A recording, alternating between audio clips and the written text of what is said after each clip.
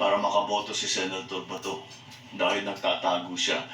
Now, for someone who is actually a fugitive from justice, na hinahanap ng pulis, na hinahanap ng Interpol, at may arrest warrant galing sa ICC. Hello, big love shoutout po muli mga minamahal kong kababayan Luzon, Visayas at Mindanao at sa ating mga OFWs balikbayan po dyan sa iba't ibang panig po ng ating mundo. Isang mapagpalang araw o gabi po muli sa inyong lahat dyan. Kumusta po? Ayan guys, no? Ang ating topic po ngayon, mga minamahal ko ay tungkol po sa stand po ng ating mahal na Pangulong Bongbong Marcos Jr. sa mga nangyayari po dito sa kaguluhan po sa Senado. Guys, ay sunog po ang motion na gustong brasuhin kaagad na nila Senate President Alan Dimunyong Cayetano na yan at saka sa pamamagitan ni Marcolita, guys, no? Sunog po sa ating mahal na Pangulong Bongbong Marcos sapagkat ayon sa kanya, ang makikinabang lamang po talaga dito ay si Bato de la Rosa na siya ang nagtatago ngayon sa batas bilang fugitive, guys, no, ng ICC. So, pero sa ating obserbasyon din naman mga minamahal kong kababayan, di ba? Yun din naman po talaga ang ating obserbasyon diyan. Na ginawa nila itong pambabraso na ito nga gusto nilang pagbutuhan kaagad na siya nang naging dahilan po ng pag-walk out ng minority dahil nga hindi sumasang-ayon ang minority sa kagustuhan nila. Dahil basang-basa rin ng minority ang gusto mangyari nitong mayorya eh. 'Di ba mga minamahal kong kababayan? Masyadong obvious, 'di ba? At isa pa guys, yung tungkol din dito sa fake news po ng kanyang kapatid na si Manang Aimee, Manang Aimee Mangga Marcos, 'di ba? Marcos daw siya eh. Pero sa ugali parang hindi naman, 'di ba? Kasi alam niyo na kung paano siraan nito ang kanyang kapatid na kasalukuyang pangulo po ngayon ng bansa po natin, 'di ba? Pero may magandang advice sa kanya ang kanyang ading, 'di ba? Ang ating mahal na Pangulong Bongbong Marcos. Hindi man siya nito guys talagang binira, pero ang advice sa kanya tanggalin mo yung staff mo na nagbibigay siya ng wrong information. Dahil fake news yan. Parang kalawang yan na sumisira sa society. Di ba mga minamahal kong kababayan? Sa ating madlang people, sa mga Pilipino. So napakaganda guys ng sagot po ng ating mahal na Pangulong Bongbong Marcos dito. No? At marami pang iba guys, panoorin niyo po itong video po na aking in-upload. Talaga naman matutuwa ka guys. Si Inday Sara, mayroon din si Inday Lustay dito. Mga minamahal kong PBBM supporters, mga didishits dyan, para maintindihan nyo po at lubos nyo maunawaan, baka sakaling ma-pick up nyo po ang mga sinabi dito ng ating mahal na Pangulong Bongbong Marcos Jr. Mga DDS. Panoorin nyo po ito guys, hanggang dulo, para malaman nyo po ang stand ng ating Pangulo at ang mga sagot niya sa mga nangyayari po, mga fake news ng kanyang kapatid, at iba pa. Okay? Good afternoon, Mr. President. As a former senator, what are your thoughts on the proposal to amend the Senate rules to allow online voting? All right, as a former senator, I suppose I'm reasonably qualified. I disagree with that. I understand that we had to do it in COVID because there was a health risk. But I do not see any particularly good reason for us to allow it now. It seems to only be applicable to Senator Bato para makaboto si Senator Bato dahil nagtatago siya. Now, for someone who is actually a fugitive from justice, na hinahanap ng pulis, na hinahanap ng Interpol, at may arrest warrant galing sa ICC, palagay ko, hindi siya dapat bumoto. Hanggat dumating siya dun sa Senado, kung he's willing to take the risk like he did the last time, ay ibang usapan yun. Basta't nandyan siya. So it has been the long-standing tradition of the Senate is that if that you are not physically present on the floor when a vote is taken, that you cannot in fact vote. Again, COVID gave us a different outlook in terms because we were concerned about health and safety at that point. We do not have those concerns now about health and safety. Okay, to follow up lang, Mr. President, you touched on it slightly na, but I will ask it anyway. There are notions that the electronic voting will enable senators facing charges to evade accountability or even arrest. Do you share the same concern? I never really thought about it in those terms. Ang para sa akin is that simple lang ang question, dapat bang bumoto ang senador kung hindi siya sumipot? Sa akin palagay, hindi dapat.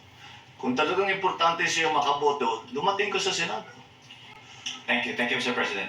Next question from Rafi Ayeng, Daily Tribune. Good afternoon, Mr. Tama President. naman. Your critics, particularly your sister, Senator Jaime Marcos, Yan na. are accusing you of conniving with the House of Representatives and Senate for a constitutional assembly that would extend your term via no election scenario. You already addressed this earlier, Mr. President, by means of a facial expression only. May we officially get an explanation or comment on this issue? And can you elaborate on that Natawa ako. eyeball? I don't know. I mean, she should fire her staffer who gave her that information. Because, the fake news hurts everyone. Not only those that fake news is attacking, but also those who are purveying that fake news. The purveyors of fake news are also damaged by this kind of. So, she should choose her sources of information better. Because the truth of the matter is, we have never at any point even spoken about this anywhere with anyone at any time. So I don't know. I mean, it is, well, that's, kayo, nasa media kayo. Alam naman ninyo ang nagiging epekto ng fake news. Yeah, that's a perfect example. Fake news is a corrosive influence on all sectors of society, in political, in economics, in actual human relations, etc. And if you're not part of the solution, you become part of the problem. And that is a perfect example of that. Salamat, Mr. President. The next question from Ivy, Billionario.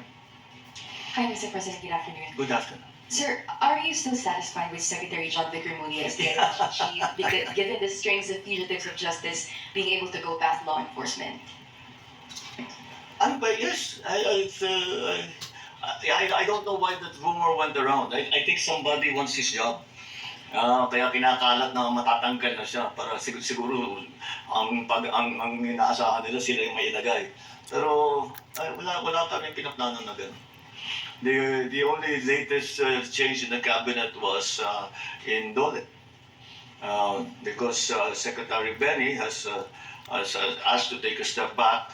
He has some issues that he has to deal with, and so we have appointed a new cabinet secretary for Dole, which is former Senator Francis Tolentino. Thank you, Mr. Sir, President. just to follow up. Sir, just on the Senate matters po, Senator Dante Marcoleta said that the Senate presidency of Alan Peter Cayetano is the only one without Malacanang's blessing. What can you say about that? Malacanang doesn't give a rubber stamp to the Senate President. The Senate President is decided by the senators themselves. I mean, of course, we are aware of the goings on in the Senate because it's important to us to be well informed. But is he implying that I somehow choose the Senate President? I think you ask any senator, ask me as a former senator, I will laugh in your face because that's simply not true. Utusan mo yung senador na ito yung buboto mo. parang out of this world yata yung mga usapan ka na. Salamat, Mr. President. We have last two questions, Mr. President, from Evelyn Quiroz of Filipino Mirror.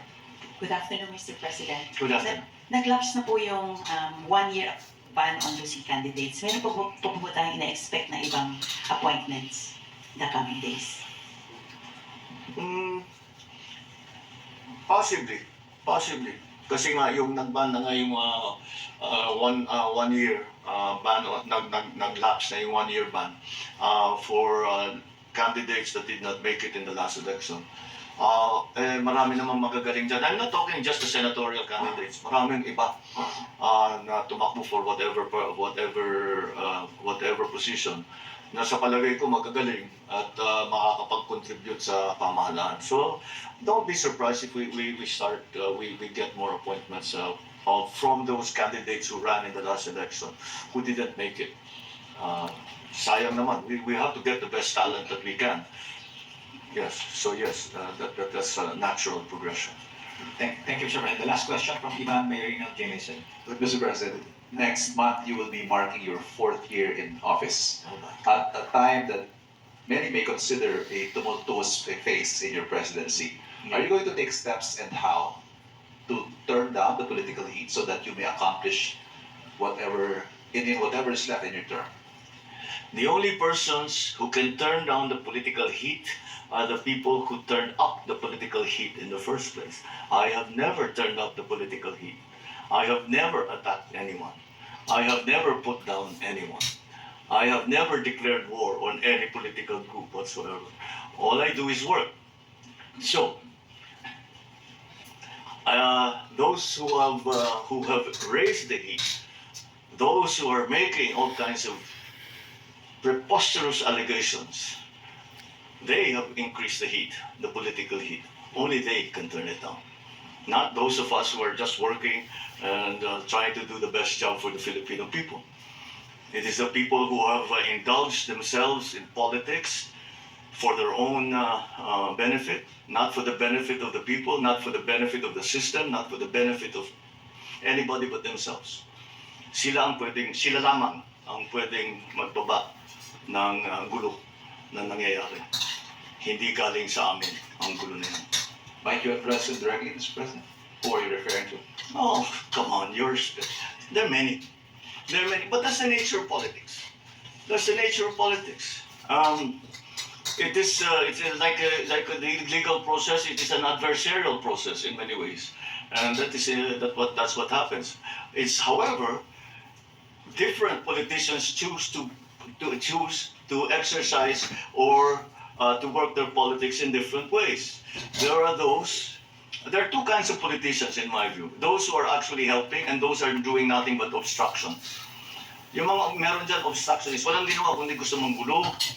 Lahat ng sabihin ng administrasyon mali.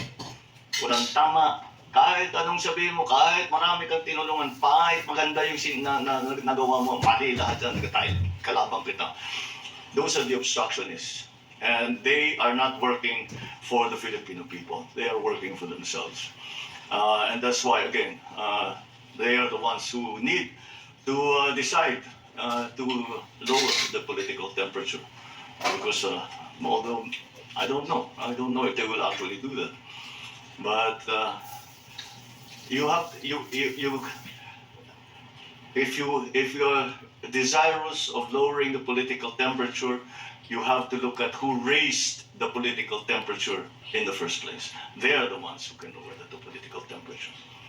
At ayan nga po mga minamahal kong kababayan, napanood nyo naman po, kayo na po ang bahalang humusga at kung ano po ang stand nyo rin sa mga nangyayari po sa Senado. Di ba? Napakagaling po ng ating mahal na Pangulo pero wala pa rin po siyang binibira na politiko dyan. Medyo pahaging lamang po. Di ba? Kasi ayaw niya nga po mga atake. Kita nyo naman sinasabi niya, wala siyang sinumang inaatake na politiko. Basta siya ay trabaho para sa sambayan ng Pilipino. Iyan ang tunay na Pangulo, mga minamahal kong kababayan. Di ba? Kudos, mahal na Pangulong Bongbong Marcos Jr. Pagpatuloy niyo po yan hanggang 2028. Nandito lang po kami para sumuporta po sa iyo. Okay mga minamahal kong kababayan, hanggang dito lamang po muna ang inyong Kuya Alan. Abangan niyo po ang mga susunod po nating video upload guys. No? Hanggang sa muli po, ingat po tayong palagi at God bless. Bye-bye.